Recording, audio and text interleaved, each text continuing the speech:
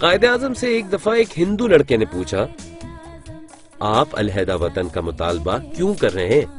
آخر ہم ہندوؤں اور مسلمانوں میں فرق کیا ہے؟ قائد اعظم کچھ دیر سوچنے کے لیے ٹھہرے۔ ہندو بچے سمجھے کہ قائد اعظم لاجواب ہو گئے ہیں، چنانچہ وہ تالیاں بجانے لگے۔ کچھ دیر سوچنے کے بعد قائد اعظم نے ایک گلاس پانی کا منگوایا۔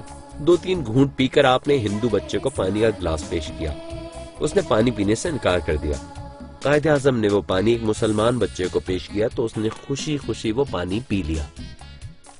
آپ نے فرمایا، ہم مسلمانوں اور ہندوؤں میں یہی فرق ہے۔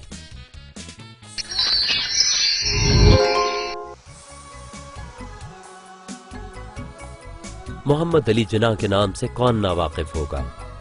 آپ کو قائد اعظم یعنی ملک کا عظیم رہبر اور بابائے قوم بھی کہا جاتا ہے۔ آپ کی قیادت میں مسلمانوں نے برطانیہ سے آزادی حاصل کی، یوں پاکستان کا قیام عمل میں آیا۔ پوری پاکستانی قوم آپ کی احسان مند ہے کہ آپ کی رہنمائی میں ہمیں غلامی سے نجات ملی اور ہمیں ایک آزاد ملک نصیب ہوا۔ آپ پاکستان کے پہلے گورنر جنرل بنے۔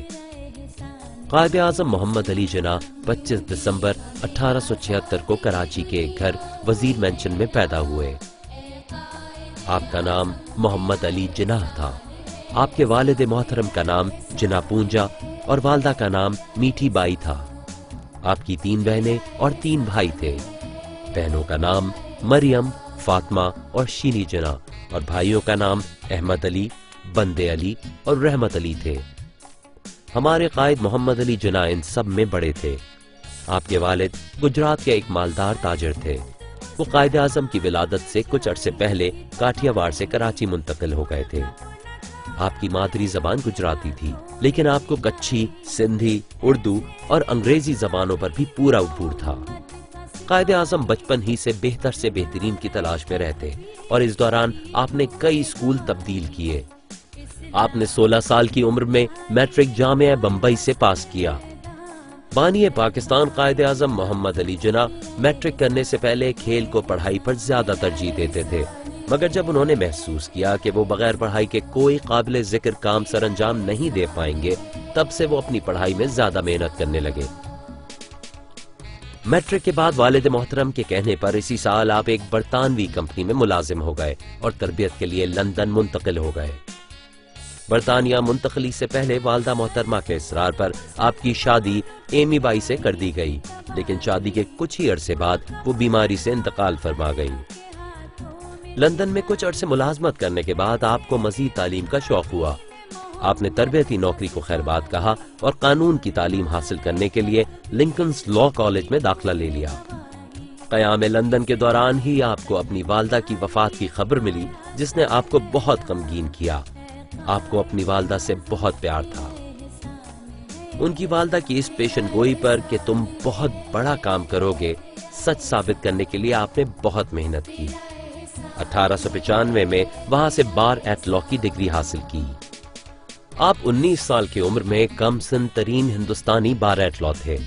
1896 میں محمد علی جناح نے ہندوستان کی سیاست میں حصہ لینا شروع کیا۔ آپ شروع میں ایک آزاد اور خود مختار ہندوستان کے حامی تھے۔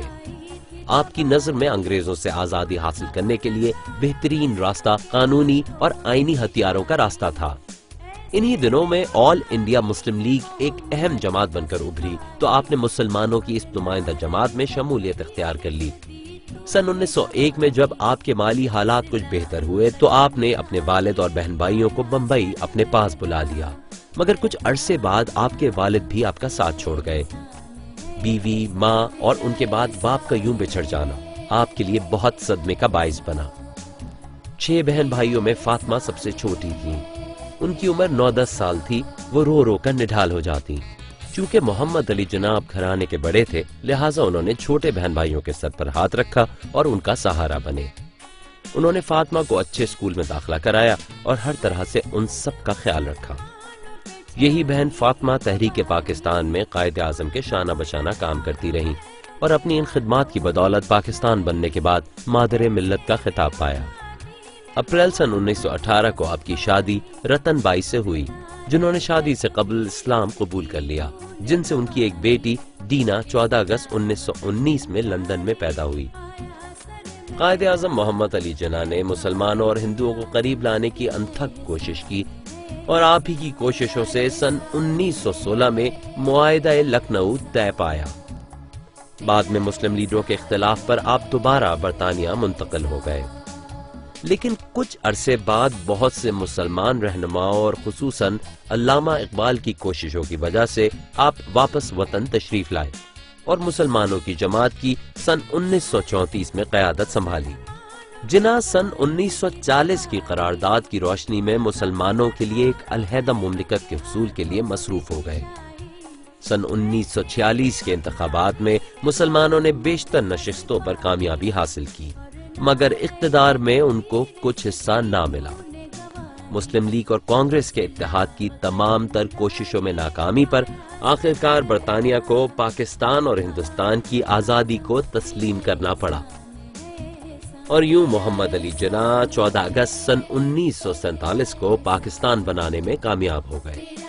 آپ پاکستان کے پہلے گورنر جنرل بننے کے بعد لاکھوں پناہ گزینوں کی آباد کاری پر، ملک کی اندرونی اور بیرونی پالیسیوں، نئے ملک کے تحفظ اور معاشی ترقی کے لیے انتھک محنت اور مصروفیت کی وجہ سے اپنی صحت پر توجہ نہ دے پائے، اور 11 ستمبر سن 1948 کو ہمیں چھوڑ کر اپنے خالق حقیقی کے پاس چلے گئے۔ قائد اعظم کی پرکشش اور باوقار شخصیت اور ان کے کیے گئے کارنامے آج بھی انہیں کروڑوں دلوں میں زندہ رکھے ہوئے ہیں۔